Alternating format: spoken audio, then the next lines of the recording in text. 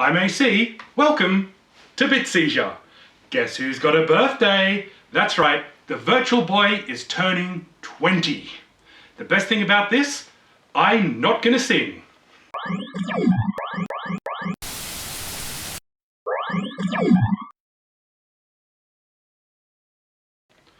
The Virtual Boy was released on the 21st of July 1995 in Japan, making this sucker 2 decades old. I can remember the advertisements from magazines, in video game stores, and even in video rental stores about how this thing was going to revolutionize gaming. It never actually came out in Australia because it failed so monumentally in North America and Japan first. I can see why. I mean, having actually owned a Virtual Boy for a couple of years now, and I've collected about 14 of the games, both Japanese and American, it's not a great system, and people who know me know I don't have a lot of love for it. However, we are going to play 3 of my favourite games today. Now, when people say it's the games that matter on a system, most of the time they're right. In this case, not so much, because the playing experience itself on the console is actually very uncomfortable and sometimes even painful. So today I just thought I'd give you a bit of a tour of my library of Virtual Boy games, the box, some of the accessories, and even the safety manual, and that is gold. So first of all, let's have a look inside the actual Virtual Boy unit. How does it work? What makes it work? Are there leprechauns in there? Are there gremlins in there? Is Gunpoi's spit in here? Maybe. He probably spit in every 5th one of these, and for good reason.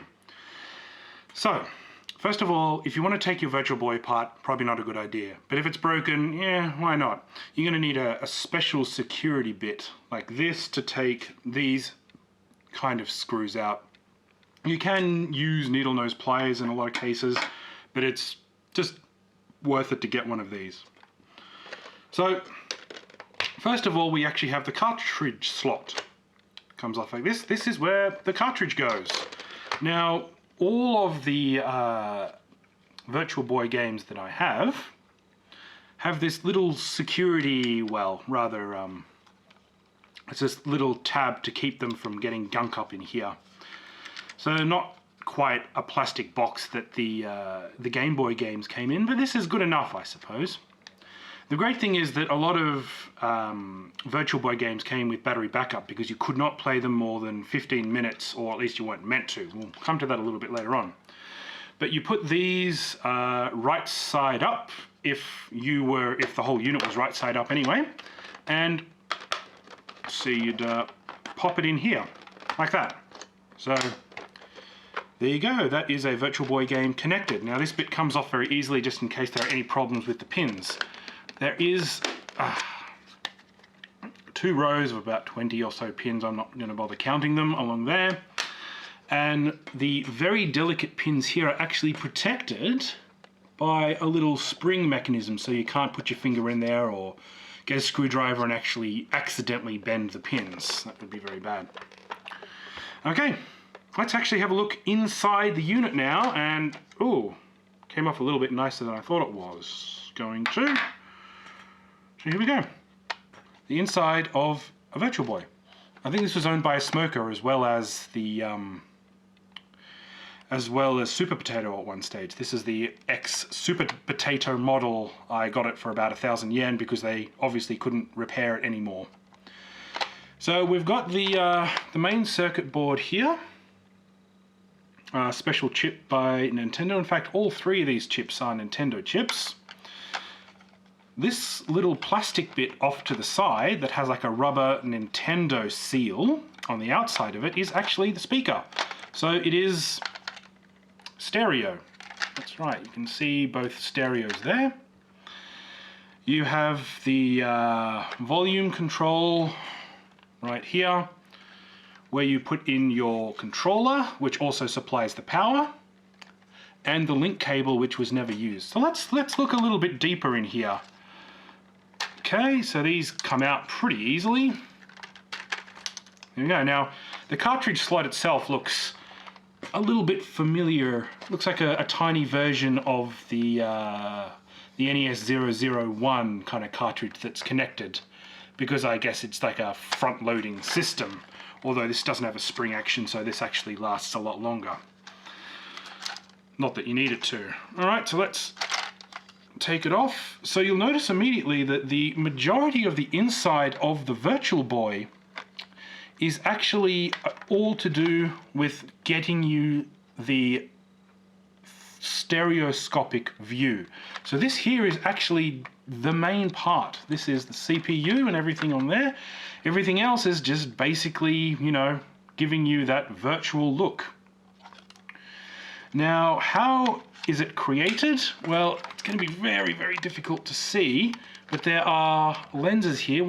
This is on about a 45-degree angle. And then there is like a fisheye lens in here. Now, both of these will create the picture. Simultaneously, you look through it, it gives you a slightly different version of each, giving it an appearance of depth. So this is the kind of knobs on top of the Virtual Boy will allow you to focus it. It's actually pretty simple, and the Virtual Boy is a 32-bit system, and a lot of people didn't know this. They thought it was just like, oh, it's just like a red version of the Game Boy. In some cases, that's true, and you know, if the Virtual Boy was a success, we may have seen a lot more interesting games come out. But it wasn't, and we didn't. Alright, next, let's look at the accessories that I got with my Virtual Boy. I gotta put this back together.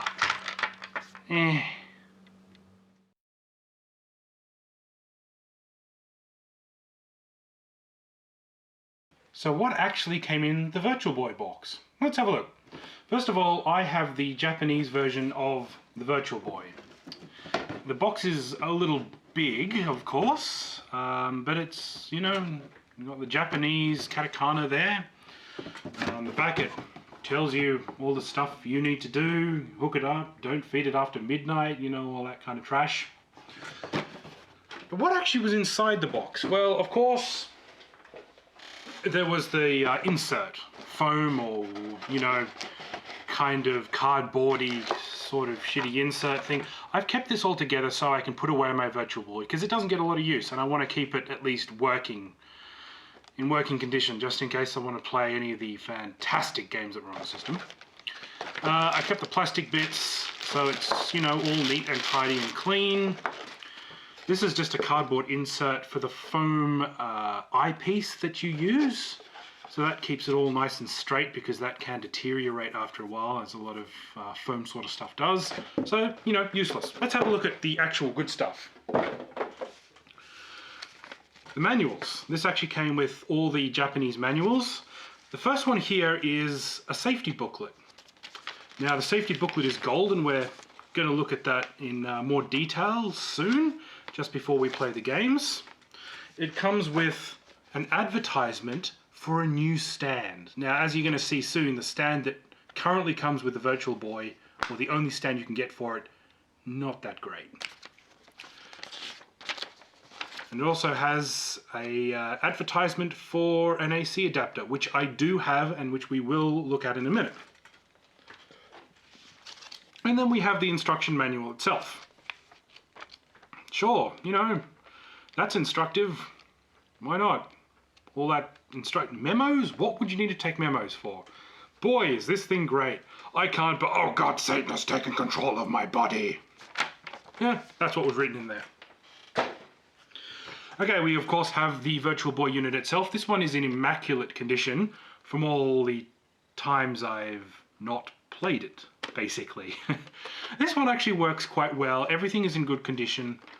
It did not have a previous smoker owner, which is quite good if you get it from Japan, because a lot of people over there smoke.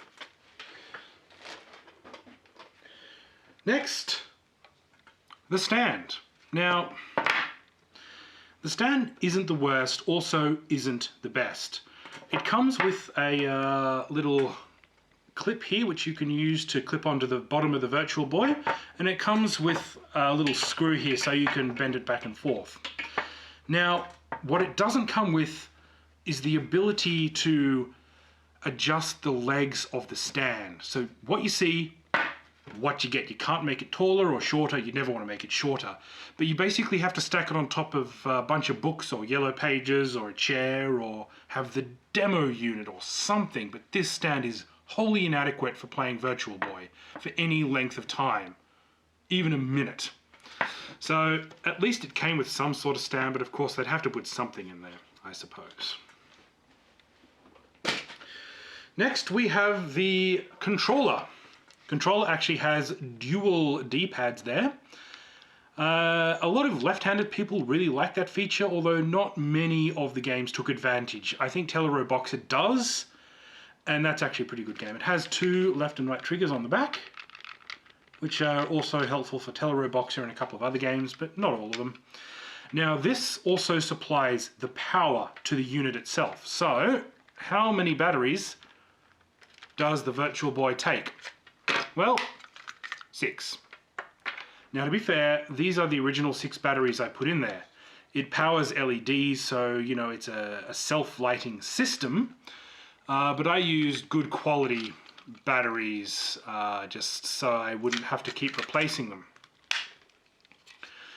Not the worst system, but it can make the console, or at least the controller, a little bit heavy. And let's face it, despite the fact that people think this is a handheld, you cannot actually hold the console and the controller at the same time, hence the stand. The cable is actually quite short, as you can see here, but you'll be playing so close to the console that it doesn't really matter. However, sometimes if you do wrench it back like that, you might accidentally bring the entire console with you, and those things are a little bit fragile. So, we have the AC adapter, but how can an AC adapter and cord fit into such a tiny little box? Well, truth is, kids, it's not really an AC adapter. It is the place to put the end of a cable. So you lift up the hatch like this at the back, and in this case you'd put the Famicom cable in here, used to power your Famicom, close it up, and you would hook it up to the back. Now people have complained that although this takes care of the battery problem, you know, the whole unit kind of shifts out a little bit. I've never had that problem, to be completely honest. But then again, I play with batteries most of the time as well. The American one has one that hooks up to the Super Nintendo, I do believe. It's a clever system and it was kind of cheap, and frankly, if you own a Super Nintendo, you're the type of person who might perhaps own a Virtual Boy and not the other way around. By the way, the black version of the Virtual Boy shown in the picture here, much cooler. That of course never eventuated or never even existed. The last kind of Virtual Boy marketing that I got my hands on is this. That's right.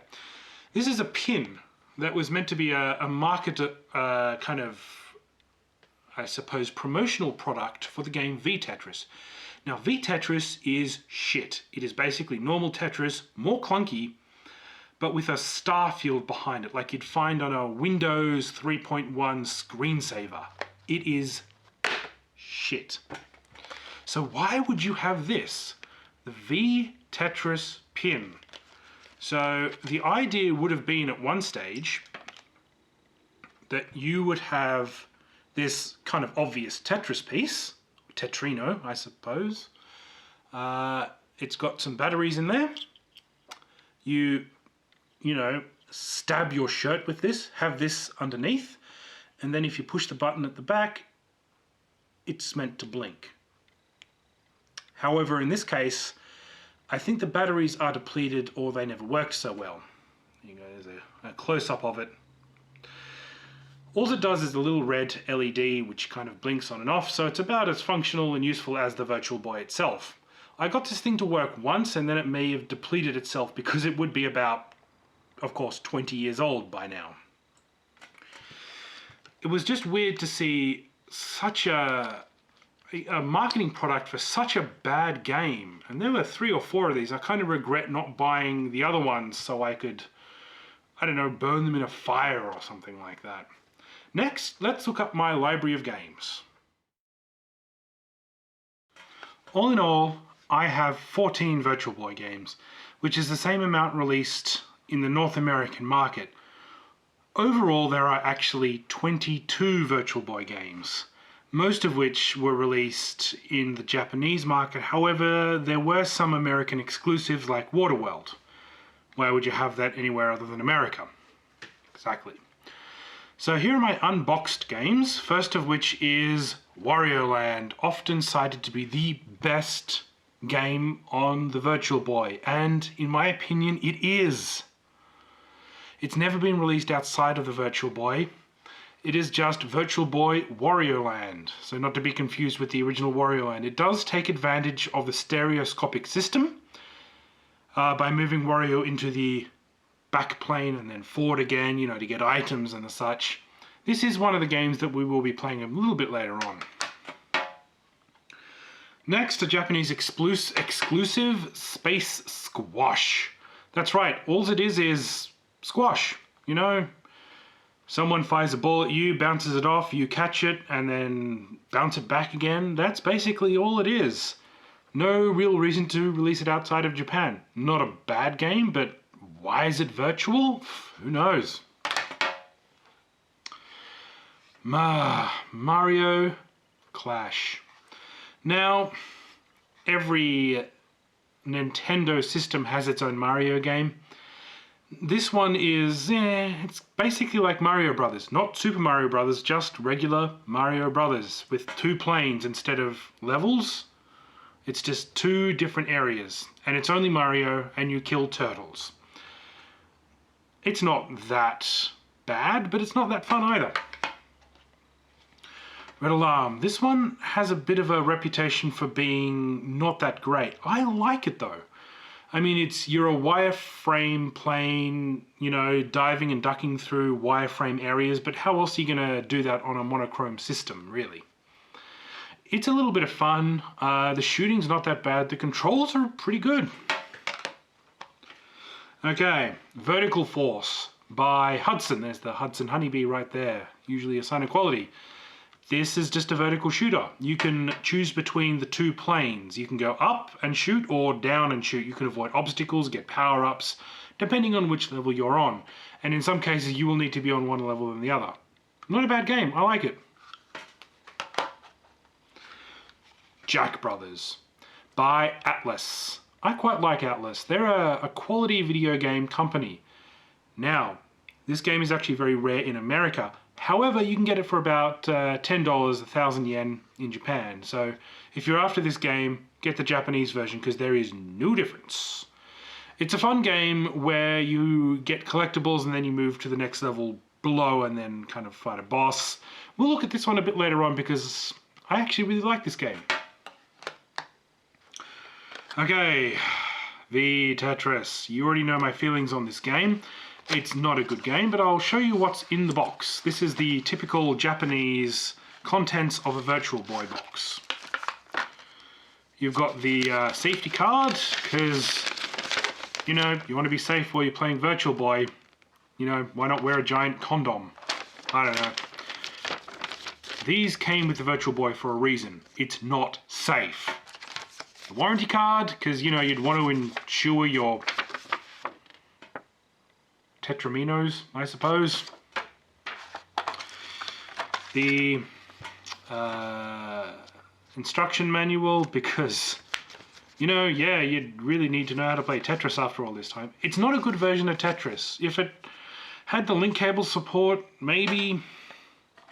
And the company that made this made some good PlayStation versions and the Tetris Gaiden, which is like a cult classic for the Super Famicom. They all came in like a little plastic sheet here, and of course I've got the classic clip that goes on the end and the cardboard case. So very similar to a Game Boy. Next we have T&E Virtual Golf.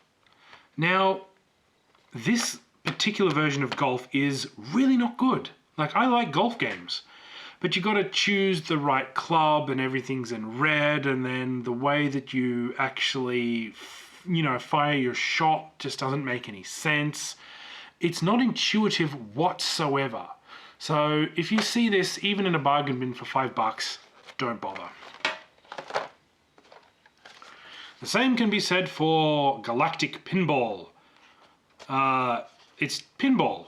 You use the triggers, which is pretty cool, but honestly, there's no point to this. There's no 3D-ness, and the ball itself looks more like a puck, like you'd have an ice hockey. So this came free with the boxed Virtual Boy that I got. I wonder why. Next, a truly great game for the Virtual Boy, Telly Roboxer. It's kind of like Rock'em Sock'em Robots that takes advantage of the actual virtual part of the Virtual Boy. It's stereoscopic, you use the triggers at the back, you use both D-pads to punch. It's actually a really good game. Probably my fourth favorite, so we're not going to get to play this one, but there are many people online who love this game and have videos up on it. Mario's Tennis. Now, this isn't Mario Tennis, this is Mario's Tennis. He owns tennis. This is his tennis game. Do not rip Mario off. It's tennis. It's vertical Pong, basically. That's the way, Pong is tennis or table tennis anyway, but this is just not much more exciting. It's okay, you can play it. You can play as Mario characters, you can play as Yoshi and Luigi. Maybe, I hate Luigi, I never tested that bit. But it's just tennis. So, if you like tennis, buy this game. If you don't, it's tennis. Okay, a few more games to go in my library. Virtual Fishing. Why does this game exist? Why do you want to go hunt for blood fish in a river of blood with blood and blood? Because that's what it looks like. Blood. This game isn't that bad. It's a little bit more complicated than you'd think. You kind of can choose your water hole that you go to, and you can choose your rod and reel, and you can aim fish, but in the end it's just a fishing game. This wasn't released outside of Japan for obvious reasons. It's just an interesting little diversion in the Virtual Boy library. Okay. Pro Baseball 95. To think that there were 94 other games before this, that's a joke, is somewhat worrying. It's not the worst baseball game I've ever played. That would probably be the Game Boy version of golf. This one, it's alright. It's baseball. That's all it is. It's baseball. I'm not a big baseball fan. We don't play a lot of baseball in Australia.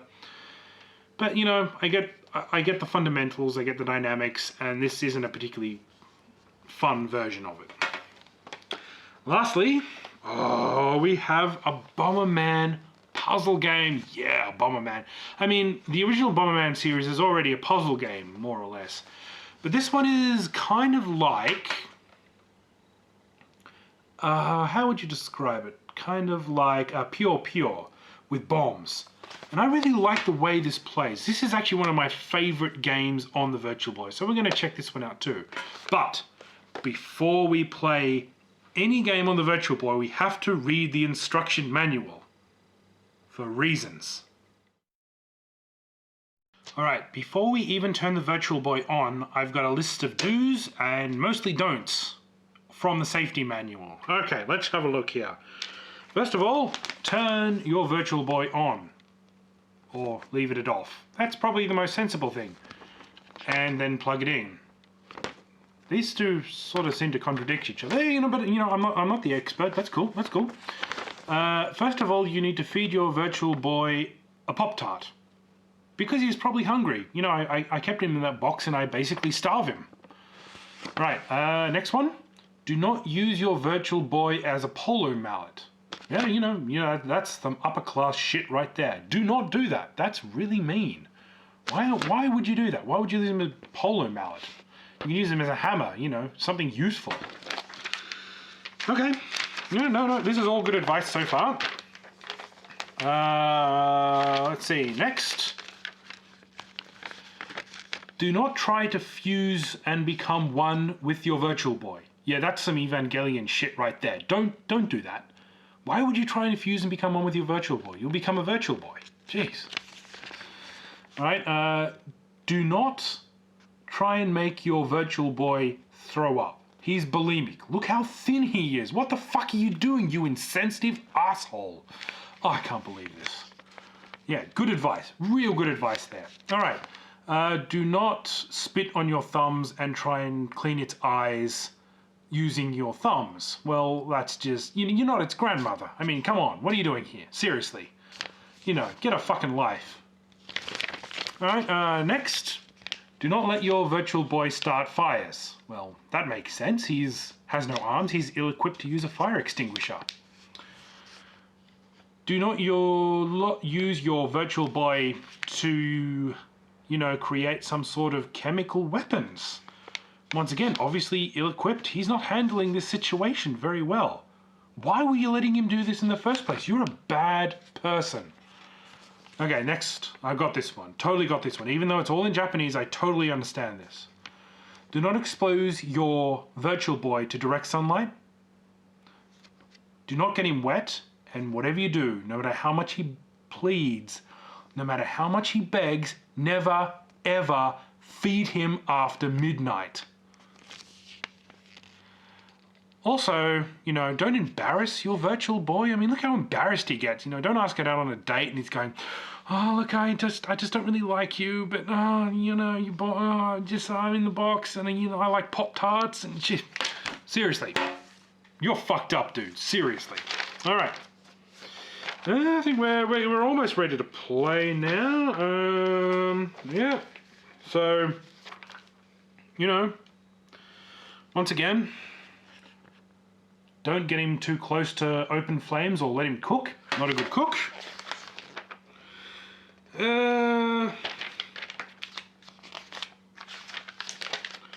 Don't pour weird chemicals on your Virtual Boy. He might like some of them, he might not like other woods. This one is Sheena, whatever the fuck that is.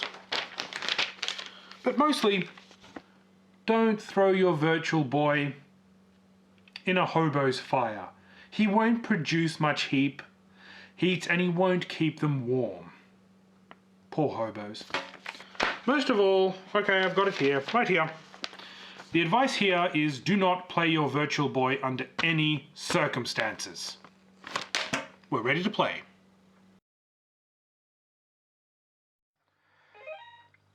Here we have Jack Brothers. This is my third favourite game. It's rare in North America, as I said before, but not that rare in Japan. I just got this for a few bucks over there. Now, we don't use emulators here on BitSeizure. We never have, and hopefully we never will need to. So we've basically got the camcorder right up to one of the screens, the right eyepiece of the Virtual Boy. So let's check this game out. Now you're not going to be able to see the whole screen because I can't put the camera right up to the lens without a whole lot of blurry pixelation going on. So let's go for Jack. Oh no, it's Halloween, 31st of October. Yeah.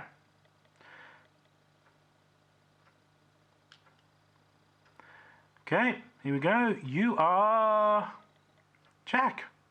Now what you need to do here is get the keys. After you get enough keys, you'll be able to go down to the next level. So there we go, just turn the sound back on. Now the B button is fire, the A button doesn't seem to do a whole lot.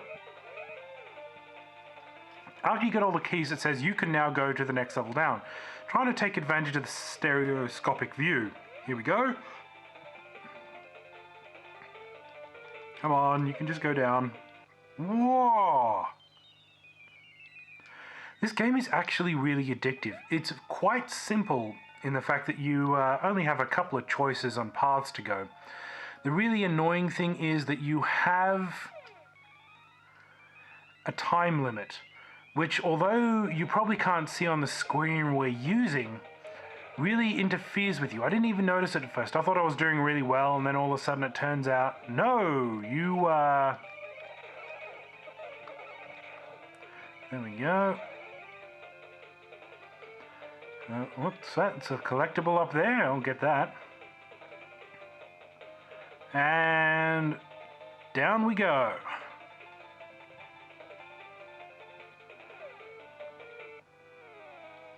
And now we're at a boss fight already. Wow, so this is just the first stage. I don't know, I really find this game enjoyable. Tentacle monster comes up, you gotta hit him right in the face. Now, you don't obviously have infinite life here, but sometimes it's just best to go right up and just fire as many volleys into his face as you can. And he does tend to move around a bit. Oh no, but I died. Okay, so I'm reading this off the screen rather than looking at the stereoscopic view, of course. But I'll give it one more continue. Sure, why not?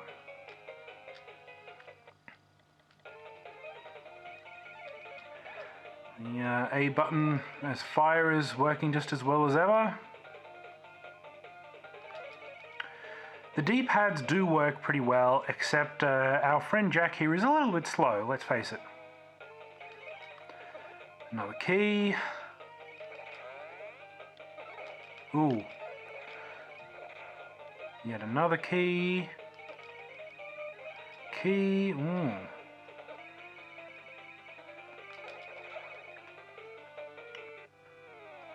And now we're at the boss fight again.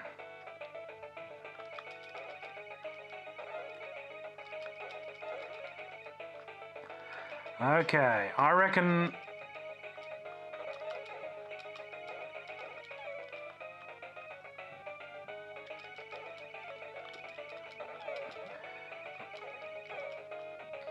So every time you get hit, it actually takes time off rather than anything else. So your time is your life, effectively. Oh, no, didn't get him that time. Oh, no, I'm not doing well, kids.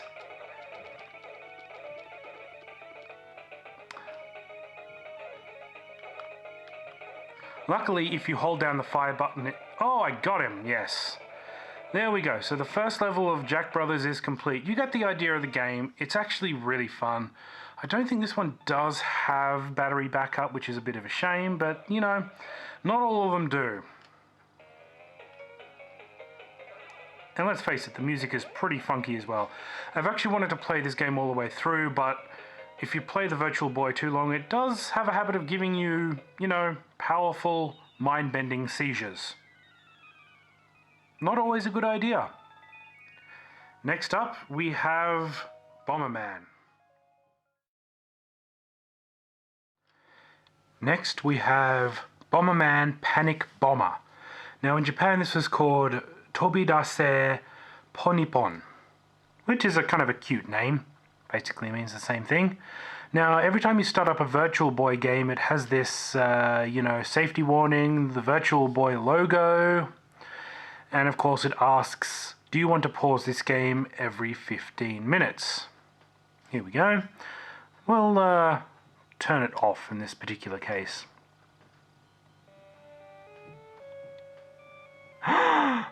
So spooky.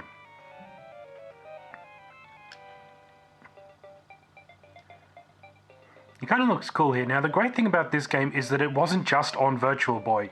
You can get this game on PlayStation as well, and probably even a couple of other platforms, which is great, which means that this is a great game on the Virtual Boy, but not for the Virtual Boy.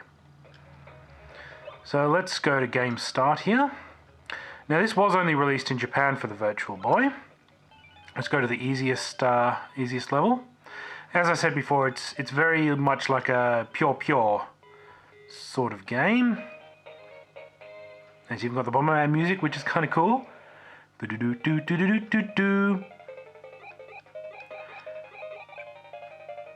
So It's kind of already got the Tetraminos. It's a we'll put the bomb there. It's a match 3 system basically. We match 3 there. Now there's obviously, of course, a very smart way you can play this. I'm just giving you a demo at the moment, so it's not the perhaps the best way to play it, looking at a tiny screen. But this game is still actually a lot of fun. I really didn't think that there was a game like this on the Virtual Boy.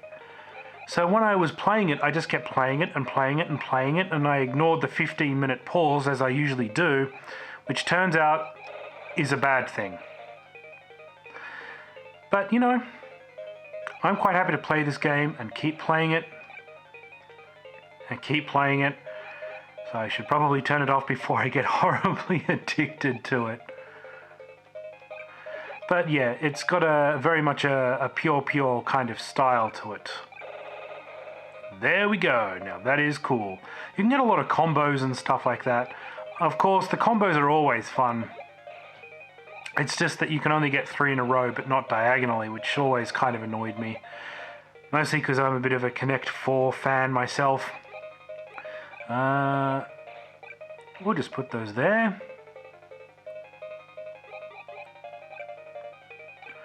Luckily, the pieces fall fairly slowly at the beginning, so you can get used to it.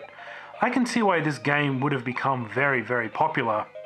But on the other hand, it doesn't need to be played on Virtual Boy. There is no sort of reason or verse as to why you would need to play it on any of these systems, because it's not virtual in the slightest. And this thing didn't have a link cable, so, you know, all the fun of having a link cable really would have been a lot of fun, except you need to know someone with a link cable and this game and a Virtual Boy. Oh, that's cool. I think. Maybe. Maybe not. Well, it's a lot of fun in any case. Well, let's go to Wario Land. That is Virtual Boy Wario Land. Finally, we have Wario Land, or Virtual Boy Wario Land. So this is often treated as part of the Game Boy series, just the Virtual Boy part, I suppose. Once again, we have the health warning and the logo, and you're going to die, and, you know, if this causes you cancer, it's not our fault, even though it totally is. I'll turn the auto pausing off. It's kind of like waking from a bad dream or into a bad dream, I suppose. The camera has a lot of trouble focusing and tracking on this. Virtual Boy Wario Land. Motherfucking yeah! He's in a plane. How cool is that? Even if you can't see him that clearly, he's totally going to bomb your house, because he's that kind of guy. Well, let's go to the third one. Okay. That didn't work, did it? So let's start this one then. So this is Wario World, which is a land of horrible people and treasure stealers, and you're a criminal. That's what I really like about Wario, you know? You're honest. Alright, the camera is having... There we go. A little bit of adjusting problems. So his attack, you know, A jumps, B does kind of a shove thing. So these things are obviously trying to placate to the 3D-ness of the world, and it does look pretty spectacular in 3D, but there's no reason for it in a lot of ways. Let's just run past those guys and come in here. Question block. Haha, knock that guy right out of existence. So you can only charge for so long. And of course, you want money, because money is where it's at. So I'll just keep going back and getting the power-ups and ooh. So Mario with a hard hat on makes more sense than Mario without a hard hat, I suppose. Wario is my kind of guy, but the controls, you got to remember, are a little bit different to Mario games. So that's actually power up. Oh no, there. So I got the power back. Ah, and of course, I'm an idiot. So now let's try jumping on these suckers. Oh no, maybe not. Sometimes the background isn't as clear as the foreground, obviously. So these arrows here allow you to go into the background. And that's really the virtual part of this, you know. Hopefully, when you go into the background, you can get some sort of power-up, coins, all manner of things. But of course, on such a small screen, it's very hard to tell. So we'll just kind of jump back here. I really like the way that the Virtual Boy uses that technique. Oh, I died. What a shame. But he's back, kids. Back and angrier than ever. Now, this is actually a really, really fun game. Wario does move a little slowly, and his dash is also part of his attack, which can get a little confusing sometimes, especially if you're only watching one screen or you're colorblind or, you know, something's going wrong in one eye. I just like the way that you barge enemies off the screen. You can keep pressing the buttons so he just keeps running forward and just smashing everyone in his path. You gotta remember that this guy isn't Mario. He's like a greedy fucker who just wants treasure. And good on him, I say. Oh yeah. Now I'm like Super Wario. And get through all the toughest blocks and break the most sturdy of hearts. You can't jump and charge in the air, which is a little bit frustrating, but I think it's okay. You know, you can only do it on the ground, which does make sense. And in 3D, this thing actually does look pretty cool. You know, like it's actually utilizing part of the technology, not particularly well.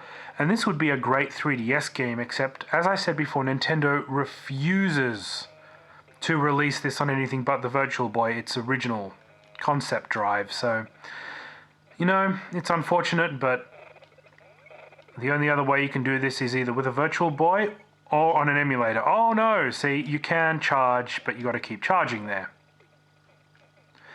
As Little Wario, it's actually very difficult to do anything in the world, and there's a power-up. Seems like some kind of alcoholic gourd. At least that's what I'm going to say about it. Oh yeah.